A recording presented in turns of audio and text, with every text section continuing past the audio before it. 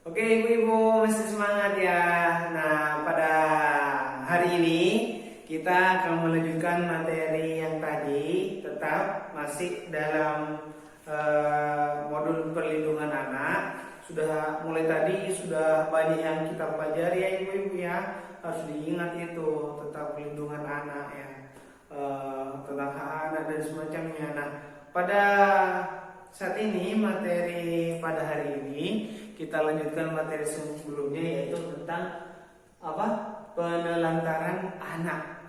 Ya, anak terlantar seperti itu. Anak terlantar, apa ini maksud anak terlantar? Ya, anak terlantar adalah anak yang tidak mendapatkan hak-haknya. Anak yang tidak mendapatkan haknya atau berkurang haknya. Apa hak-hak anak? Nah, ini ibu harus tahu. Orang tua yang tidak memberikan hak anak, tidak memberikan hak-hak anaknya, maka dia termasuk orang tua yang menelantarkan anaknya. Nah, saya mereview sebentar, mengulang lagi apa hak-hak anak. Nah, hak-hak anak ibu sangat banyak sekali, ada 5. Siapa yuk? Ibu siapa yang bisa menjawab hak-hak anak itu apa saja? Coba dijelaskan. Ya, hak anak ada berapa ibu? Ada 5. Oke, betul, ada 5. Ya, yang pertama apa? Yang pertama adalah hak sipil dan kebebasan. Hak sipil dan kebebasan. Ada yang bisa menjelaskan apa yang dimaksud hak sipil dan kebebasan? Oke, siapa yang bisa menjawab? Nah, ibu-ibu, hak sipil dan kebebasan artinya anak itu mempunyai hak untuk melakukan apa saja. Artinya dia bebas bermain karena masih anak-anak loh bu. Ini bukan orang tua, ini masih anak-anak. Nah, anak-anak itu kesukaannya bermain kan? Bermain karena masa kecilnya harus bahagia.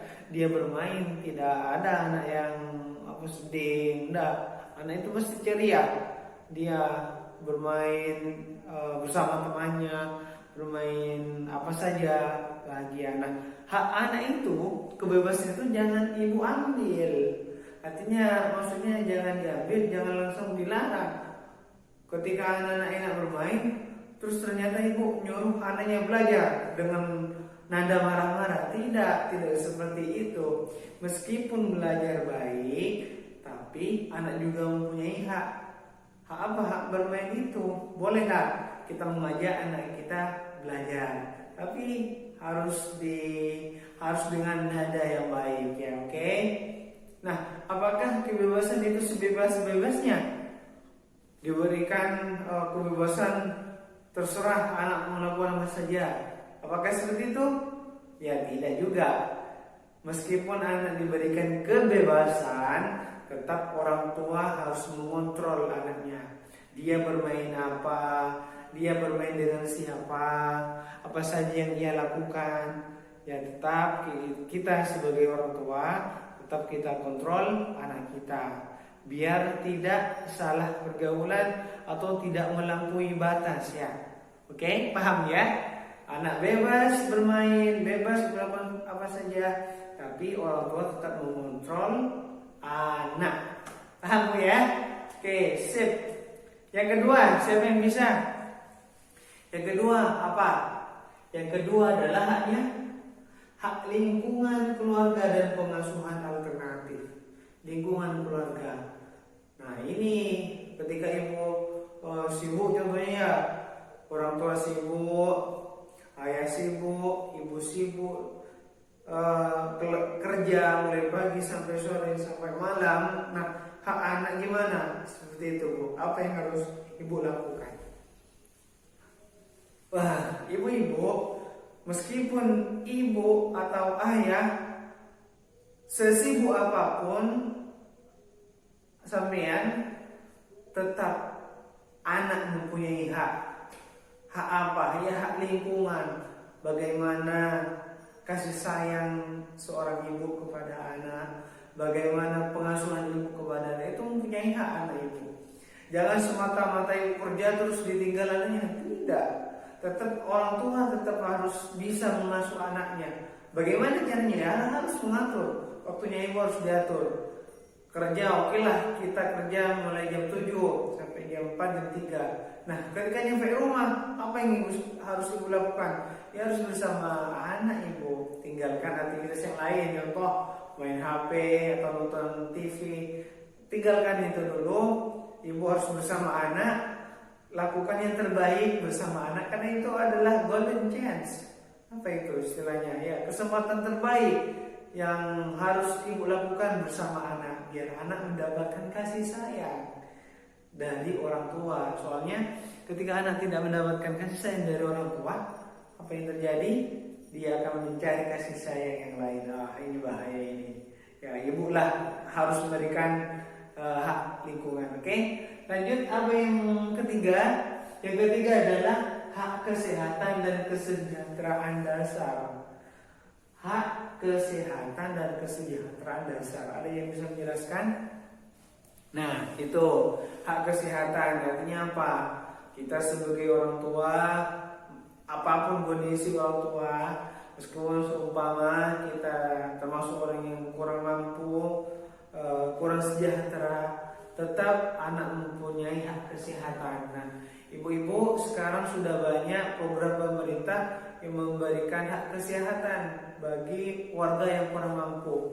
Apa contohnya? Contoh ada BPJS kesehatan, baik yang mandiri maupun yang ditanggung pemerintah. Alhamdulillah, kalau ibu mempunyai KIS, kartu Indonesia Sehat itu, kartu Indonesia Sehat, ya alhamdulillah, gunakan itu bu. Kenapa? Ketika ibu sakit lalu berobat ke puskesmas, ke rumah sakit, insya Allah itu gratis tanpa bayar. Ini luar biasa. Pemerintah kita sudah luar biasa, sudah memberikan hak kesehatan kepada warganya. Nah itu harus kita gunakan sebaik-baiknya. Termasuk merawat anak, ya kita harus memberikan haknya anak, yaitu kesehatan dan kesejahteraan dasar. Paling tidak anak kita ya sehatlah, tidak kurang gizinya. Apalagi ibu ya sudah menjadi peserta nikah kan. Artinya ibu sudah diberikan bantuan oleh pemerintah dari segi ekonominya, diberikan bantuan dari uang non tunai maupun beras yang tiap bulan itu bu. Nah itu tidak lain tujuannya apa? Agar keluarganya sejahtera, agar anaknya mendapat haknya, termasuk keluarganya, seperti itu bu. Ya paham ya. Nah itu yang kedua. Yang ketiga maksud saya apa? Terus yang keempat, hak pendidikan, waktu luang dan kegiatan budaya. Hak pendidikan. Nah, anak mempunyai hak pendidikan, baik pendidikan agama, pendidikan umum, dia mempunyai hak. Makanya ketika anak sudah memasuki umur untuk sekolah, itu harus disekolahkan anaknya bu ya. Jangan disuruh kerja, nggak boleh. Ya, anak waktunya sekolah harus sekolah. Itu karena dia mempunyai hak ya sekolah. Apalagi ibu peserta PKH sudah mendapatkan bantuan, dan salah satu syaratnya adalah harus mempunyai komponen sekolah ya. Anak ibu itu harus disekolahkan ya. Oke, itu ya sekolah pendidikan, baik dari pendidikan usia dini PAUD, setelah itu TK, setelah itu SD, sekolah dasar, SMP, SMA. Paling tidak seperti itu pendidikannya. Juga pendidikan agama, ketika malam suruhlah anaknya untuk belajar agama di musola, di langgar atau semacamnya ya, paham ya? Oke, terus ada yang kelima apa? Langkah-langkah perlindungan khusus. Apa yang dimaksud langkah-langkah perlindungan khusus? Nah, perlindungan khusus ibu-ibu, anak mempunyai hak untuk dilindungi dari apa? Banyak, dari bahaya dan semacamnya. Anak juga mempunyai hak seperti itu. Dia mempunyai hak untuk selamat, untuk aman dari gangguan orang lain dan semacamnya. Nah itu hak yang kelima, langkah perlindungan Oke, paham sampai di sini? Ya, kita lanjut, ibu-ibu. Kita lanjut. Ada yang mau ditanyakan? Tidak ada. Nah, kenapa saya menjelaskan tentang hak-hak anak agar tidak terlantar? Nah, karena akibatnya ketika anak terlantar, maka akibatnya sangat luar biasa, Bu. Ada yang bisa menjelaskan ketika anak sudah terlantar apa akibatnya? Nah, akibatnya sangat banyak sekali. Coba di sini, coba dibacakan. Akibat penelantaran orang tua terhadap anak, apa saja akibatnya? Ada yang bisa? Nah ya, oke.